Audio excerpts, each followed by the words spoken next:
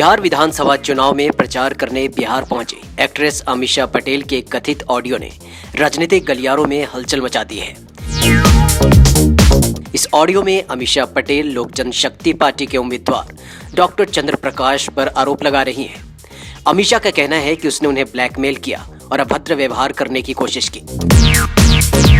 हालांकि फिलहाल इस ऑडियो के असली होने की पुष्टि अभी तक नहीं हो पाई है। कुछ मीडिया रिपोर्ट्स की माने तो एक न्यूज पोर्टल को दिए अपने इंटरव्यू में अमीषा पटेल ने कहा कि वे बिहार में डॉक्टर चंद्र प्रकाश के कहने पर वहां प्रचार करने के लिए गई थी, लेकिन वो बहुत खतरनाक इंसान है, लोगों को ब्लैकमेल करते हैं और उन्हें धमकाते हैं। अमीषा ने कहा कि उन्होंने मुझे और मेरी टीम को भी बुरी तरह धमकाया और बुरा बर्ताव किया।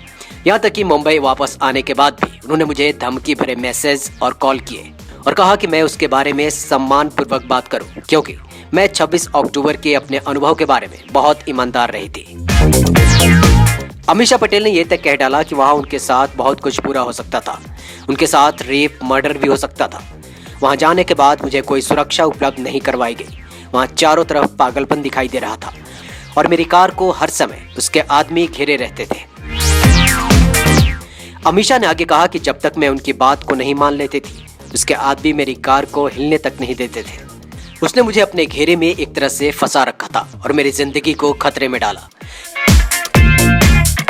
मुझे उस नेता ने धमकी भी दी और कहा कि पटना में कैंपेनिंग के दौरान 3 घंटे तक उसके साथ रहूं। उसी दिन मुझे शाम को फ्लाइट भी पकड़नी थी, लेकिन मुझे ऐसा नहीं करने दिया गया। मुझे एक गांव में रखा गया और ये धमकी दी गई कि अगर मैं उनकी बात नहीं मानी तो वह मुझे वहीं पर छोड़कर चले जाएंगे। अमीषा पटेल ने कहा कि वो किसी तरह वहां से बचकर मुंबई तो आ गई, लेकिन उसके बाद भी उसके लगातार फोन मैसेजेस आ रहे हैं और मुझे ब्लैकमेल किया जा रहा है।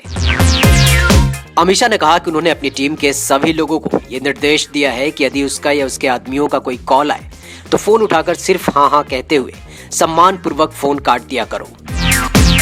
अमीषा पटेल आगे कहती है कि वो इंसान एक ठग है और एक गुंडे की तरह बर्ताव करता है।